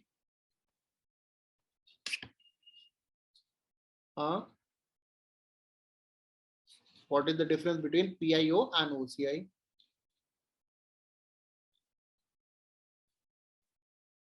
चलो शॉर्ट फॉर्म बता दे। Person of Indian origin and overseas citizen of India.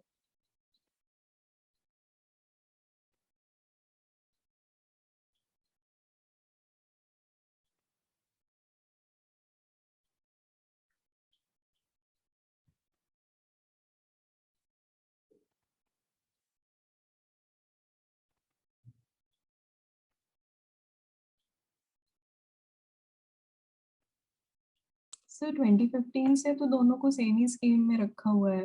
हाँ जी, तो sir as it is government तो उनको मतलब same ही तरह से ट्रीट कर रही है ना, कोई डिफरेंस हाँ नहीं जी। बचेगा। तो कोई फर्क ही नहीं है। Since 2015 there is no change in OCI and PIO, they are same, इसलिए कोई टेंशन की बात ही नहीं। ठीक है, तो पेपर में यूपीएससी आपसे पूछेगा ही नहीं। तो अननेसेसरी बुक में जो डिवाइड करके दिया हुआ है ना, ये ओसीआई पीआईओ क्या है आपके लिए, अब वो इररिलेवेंट हो चुका है मटेरियल। कब से हुआ है? 2015 से। Very good. कौन से एक्ट में चेंज आया है? कौन से एक्ट में चेंज आया है? कौन से एक्ट में के थ्रू करा है?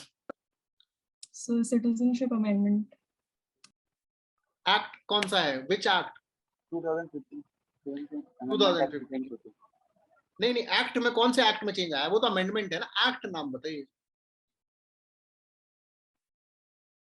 अरे सिटीजनशिप एक्ट 1955। ठीक है, तो अगर पेपर में आता है that citizen according to citizenship act 1955 there is no difference between OCI and PIO because though all will have the OCI card. True और फॉल्स? ट्रू। उसमें 2015 ढूंढने नहीं बैठेंगे हम लोग, है ना, उसमें 2015 ढूंढने नहीं बैठेंगे। अब ओसीआई कार्ड के लिए कौन कौन अप्लाई कर सकता है?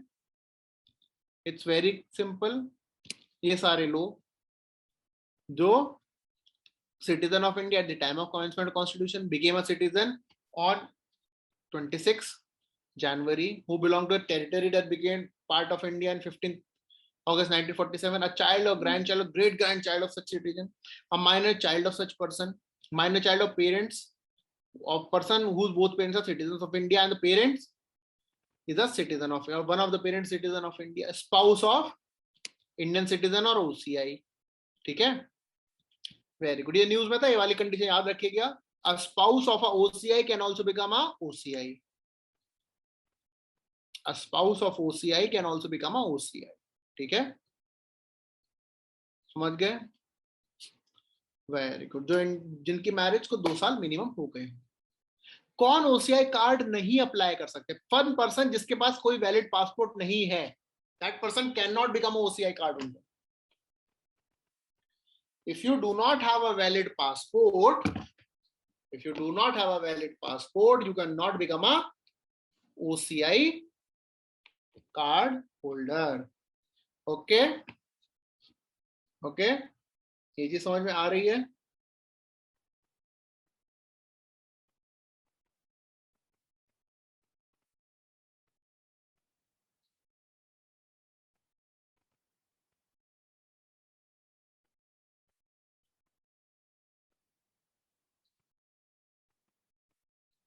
कोई दिक्कत?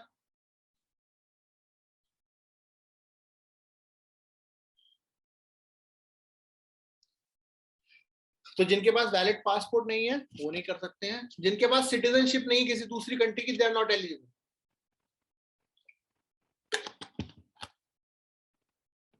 जिनके पास किसी और कंट्री की सिटीजनशिप नहीं है, they are not eligible. And anyone whose parents and grandparents hold the citizenship of Pakistan and Bangladesh, they are not eligible. ठीक है, रीजन समझ में आ रहा है, क्योंकि जिनके पेरेंट्स ग्रैंड पेरेंट्स जो बांग्लादेश पाकिस्तान तो इंडियन ओरिजिन के तो होंगे ही ना वो लोग, तो है ना, तो वो तो सारे इंडियन ओरिजिन, तो ऐसे तो फिर ओसीआई कार्ड अगर हम कर देंगे तो फिर वीजा की फीस का बेनिफिट कहाँ से मिलेगा? ये तो पूरे दोनों कंट्रीज जो है ओसीआई कार्ड लेके वीजा की फीस खत्म, हमारा तो नुकसान हो जाएगा बहुत ज्यादा, है ना। वेरी गुड, यहाँ तक कोई दिक्कत, यहाँ तक कोई टेंशन, कोई मेंशन, ओनली बुढ़ापा पेंशन।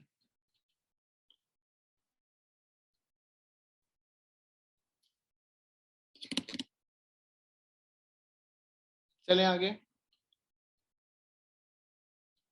चलें आगे, कोई डाउट हो अभी तक बताओ, कुछ नहीं है आपको कोई भी डाउट? हाँ ठीक है, चलो फटाक से क्विक रिवीजन कर लेते हैं। नेशनल इमरजेंसी पढ़ के आए हो ना सब लोग, है ना, बता दो, थोड़ा समझा दो इमरजेंसी के बारे में, जो जो जानते हो बता दो।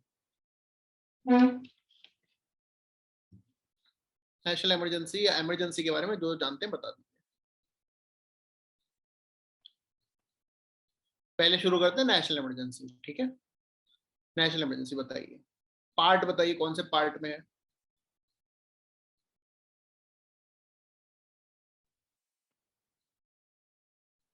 ये तो चीटिंग मत करिए, पार्ट वार्ट थोड़ी याद करता है। हाँ पार्ट 12। पार्ट 12 में है पक्का?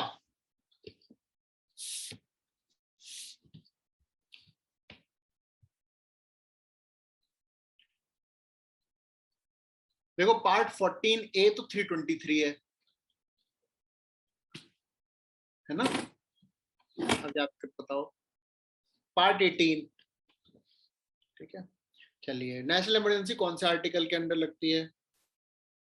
So 352। 352 कौन लगा सकता है? President President. वेरी गुड, कैसे? On written recommendation by cabinet on the written recommendation of cabinet cabinet, very good. क्या ये ओरिजिनल कॉन्स्टिट्यूशन में प्रोवाइडेड था? सर ये आर्टिकल 44 अमेंडमेंट 44 से चेंज किया गया था सर, रिटन Very रिकमेंडेशन लगेगा। ठीक है, ठीक है। इमरजेंसी कितने टाइम में पार्लियामेंट के थ्रू रेटिफाई होनी चाहिए and which majority? And which majority? So special majority Sir- and 1 महीने में दोनों houses। Very good, 1 month special majority. Once proclaimed कितने टाइम तक इमरजेंसी रहती है? 6 मंथ 6 months. 6 months। कितने मैक्सिमम बार रिन्यू हो सकती है? Any number of times। And number of time. Very good. Emergency revoke कैसे हो सकती है? बाय प्रेसिडेंट और पार्लियामेंट अगर इशू करती है तो ये मस्ट हो जाता है, पार्लियामेंट अगर इशू करेगा प्रेसिडेंट को रिवोक करना पड़ेगा। ठीक है, बताइए क्या इन्होंने सही बताया है? सर लोकसभा में 1/10 मेंबर्स अगर सिंपल मेजोरिटी से करते हैं तब। बेटा पार्लियामेंट नहीं है, लोकसभा है ना।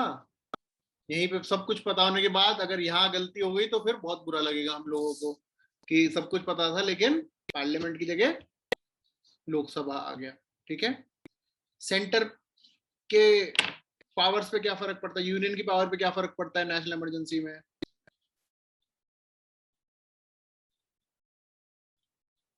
यूनियन की पावर्स पे क्या फर्क पड़ता है नेशनल इमरजेंसी में? Any effect? नो। स्टेट की पावर पे क्या फर्क पड़ता है? How does it effect the executive power of the state? Sir union control करता है। Union System. कंट्रोल करता है। Very good. स्टेट अपनी पावर लूज कर देता है क्या, एग्जीक्यूटिव और लेजिस्लेटिव? No sir. नहीं, ठीक है। यूनियन के पास सारी वो पावर आ जाती है लेकिन स्टेट अपनी पावर नहीं लूज करता है, ठीक है। जुडिशरी पे कोई effect? No effect. Very good. Fundamental rights पे कोई इफेक्ट?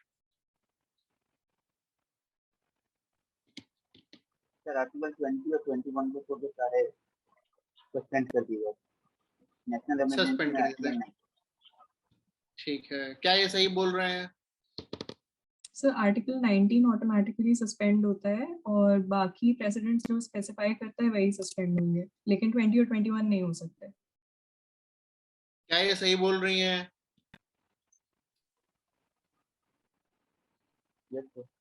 सर 59 में 20 और 21 जो रहते हैं बाकी सब सस्पेंड हो जाते हैं और 58 में 358 में 19 सस्पेंड हो जाते हैं।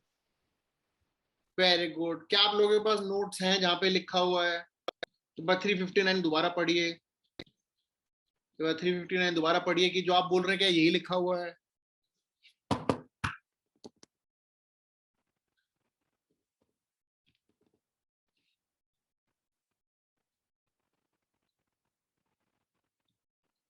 सर एनफोर्समेंट सस्पेंड होता है। हाँ, एक वर्ड से गलत हो जाता है सब। यूपीएससी में ऐसा कुछ नहीं, एक word and 1 year, so it is not the right, it is the enforcement that is suspended.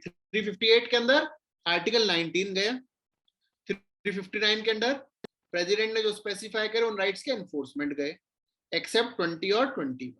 Very good, यहां तक समझ में आ गया? ठीक है, प्रेसिडेंट रूल तो कल हमने थोड़ा बहुत बता ही दिया था, ठीक है, वो भी किसी दिन ऐसी पकड़ के आपसे रिवाइज करवा ली। पॉलिटी तो याद करते रहिए, ठीक है, जैसे ही जिस मूवमेंट पे आपको लगे पॉलिटी हमारी तैयार होगी बता दें, ठीक है, जिस मूवमेंट पे लगे पॉलिटी तैयार होगी, जिस मूवमेंट पे लगे कि पॉलिटी तैयार नहीं हो रही है तो भी बता देना, जब लगे ना पॉलिटी नहीं तैयार हो रही तो भी बता देना, है ना। देखिए पॉलिटी में सबसे अच्छी बात पता है क्या है?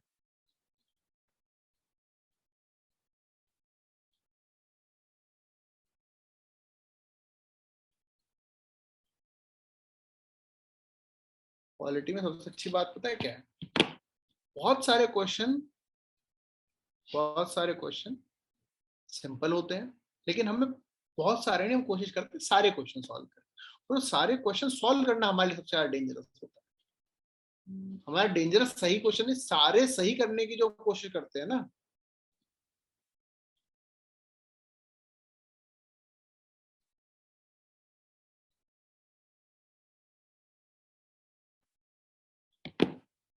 उसके चक्कर में हम लोग फंस जाते हैं, समझे?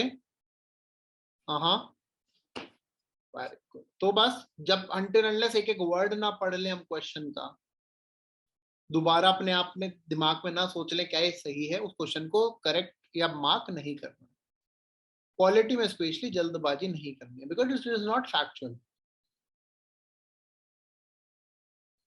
ठीक है, चलिए। पॉलिटिकल पार्टीज रजिस्टर्ड कौन, किसके पास पावर होती है पॉलिटिकल पार्टी को रजिस्टर करने की? हाँ, sir election commission of India. Very good, election commission of India के पास पावर होती है रजिस्टर करने की एंड रिकॉग्नाइज करने की।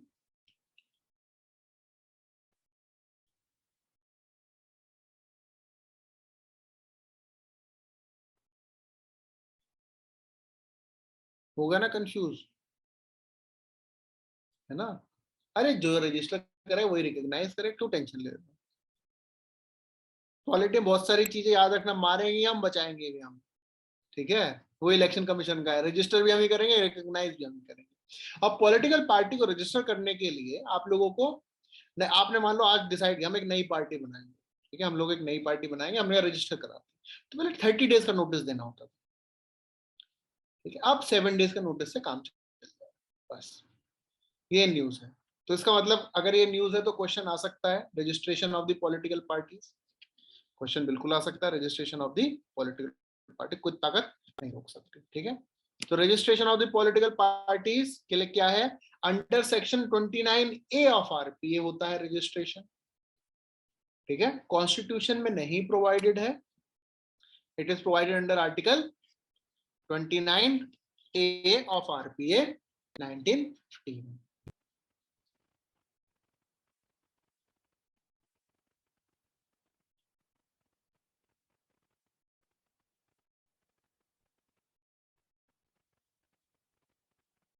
ठीक है,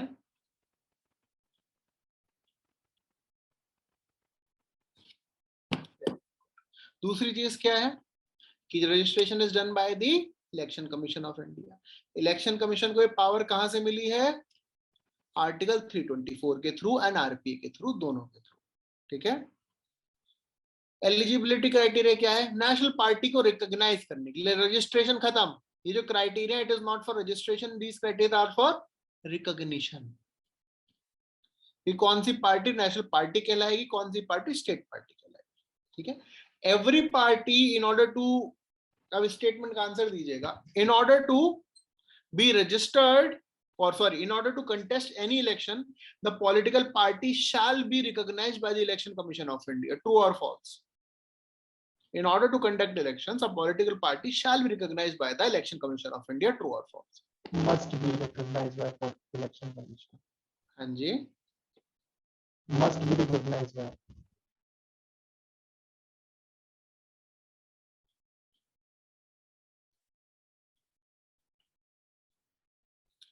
फिर से बोलो। अब स्पीकर तुम्हारे, जब से तुमने बोला ना स्पीकर में दिक्कत आई, तब से स्पीकर में दिक्कत है, पता है? तभी से होना ही चाहिए सर, रिकॉग्नाइज होना ही चाहिए, मस्ट बी। ना आंसर बताओ, ट्रू और फॉल्स? वो नहीं, So चेंज नहीं। false. False False. फॉल्स। क्या गलत है उसमें? सर अगर रजिस्टर हुई है तो कॉन्टेस्ट तो कर ही सकते हैं इलेक्शन। हाँ, जरूरी नहीं है रिकॉग्नाइज हो, रजिस्टर होना कंपलसरी। वो तो उसकी परफॉर्मेंस के ऊपर रिकॉग्नाइज होगा, वो तो परफॉर्मेंस के ऊपर रिकॉग्नाइज होगा। ठीक है, डिफरेंस समझ गया रजिस्टर एंड रिकॉग्नाइज में। अब परफॉर्मेंस के हिसाब से कौन नेशनल पार्टी बन सकती है, कौन स्टेट पार्टी बन सकती है। देखिए, any party that has got 6% of votes in Lok Sabha state legislative election in 4 years और इन 4 states or 4 more states and 4 Lok Sabha seats from any 4 states. ठीक है, वो नेशनल पार्टी बन जाएगी। 2% सीट्स फ्रॉम 3 states, वो जो है नेशनल पार्टी बन जाएगी। Recognise state party in 4 states, वो नेशनल पार्टी बन जाएगी। ठीक है, स्टेट पार्टी के लिए 6% vote in state legislative assembly and 2 seats, 6% votes in Lok Sabha and 1 seat, 3% of 3 legislative assembly seats, 1 seat out of every 25 seats in Lok Sabha और 8% votes in any election. रटने की कोई जरूरत नहीं है। ठीक है, अभी तक तो नहीं आया, अगर आ गया तो सबके लिए डिफिकल्ट होगा। ठीक है, कोई नहीं रट के जाता है। बेनिफिट क्या होते हैं? बेनिफिट क्या होता है?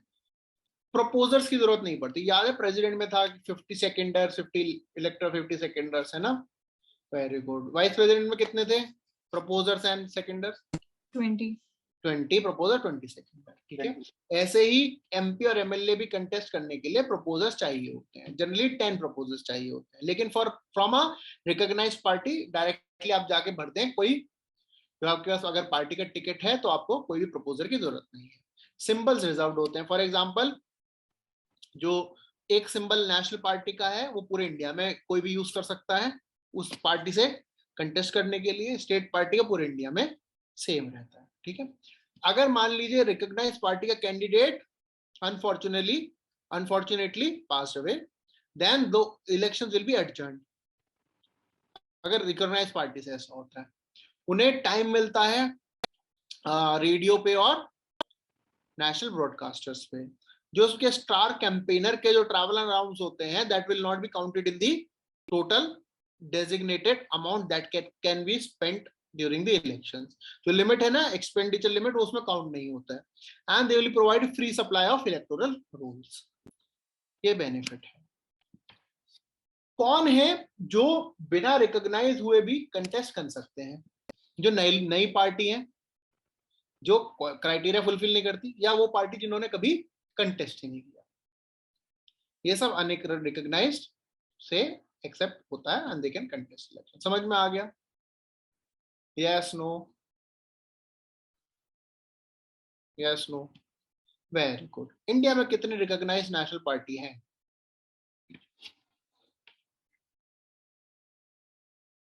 How many recognised national parties are there in India? 7, namely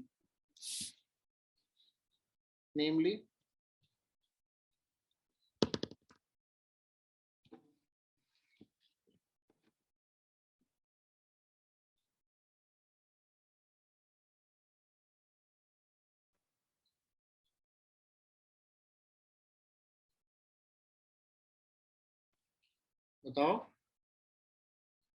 नहीं बताएंगे हम, पॉलिटिकल पार्टी का नाम भी नहीं लेंगे। हाँ? बताओ कौन कौन सी पॉलिटिकल पार्टी नेशनल पार्टी है।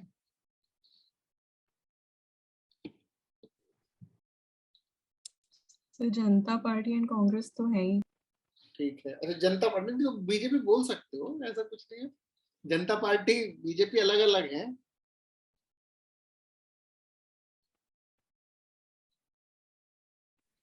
NCP, TMC, CPI and CPIM, very good, 4 हो गई।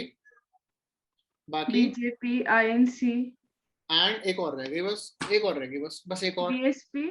Very good, these are the 7 national parties. BJP सबसे ज्यादा, बीजेपी बोलेंगे रूलिंग पार्टी है, क्योंकि ऐसा कुछ नहीं, एफिलिएशन रूलिंग पार्टी, क्योंकि सबसे ज्यादा लोग उसी के फॉलो कर रहे हैं इस time. Indian national Congress, national NCP, ठीक है, then CPI, CPIM, BSP and TMC. ठीक है, टीएमसी मतलब तृणमूल कांग्रेस। ठीक है, तृणमूल कांग्रेस, ये जो है नेशनल पार्टी। ओके, समझ में आया? कोई दिक्कत, कोई टेंशन, कोई मेंशन? Very good. हमने बहुत सारा पॉलिटी का ऑलमोस्ट 50% के करीब जो है कवर कर लिया है। आपको एक तो अब ये रिवाइज करना है, ठीक है।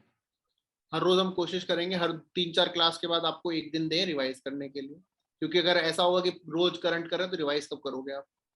हम लोग को बहुत स्ट्रेटेजिकली प्रिपेयर करना है, ठीक है। आज हमने जितना किया, कल आपको ब्रेक देके कल आप सारा रिवाइज करिएगा, फिर हम परसों क्लास लेंगे, ठीक है। एंड पॉलिटी के बेसिक्स रिवाइज करिए।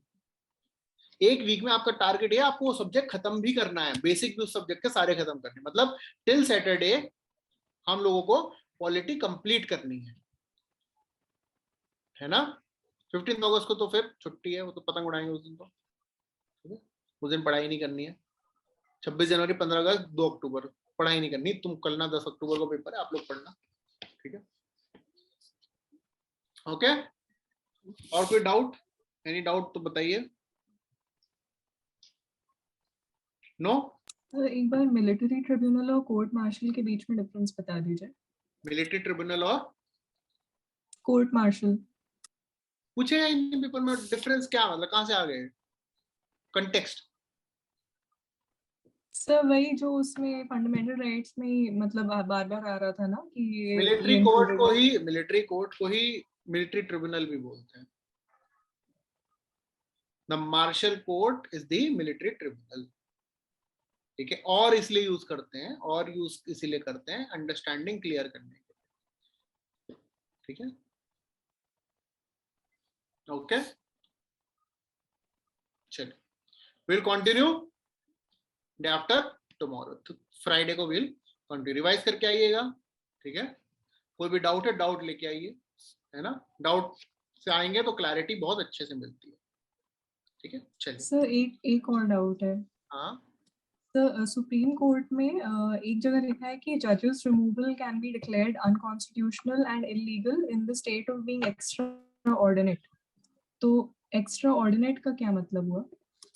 एक्स्ट्रा ऑर्डिनेट कहाँ पढ़ा है वो भेज दीजिएगा, कहाँ से पढ़ा है, ठीक है, वो भेज दीजिएगा। चलिए, विल कंटिन्यू टुमारो, वो मतलब day after tomorrow. Thank you.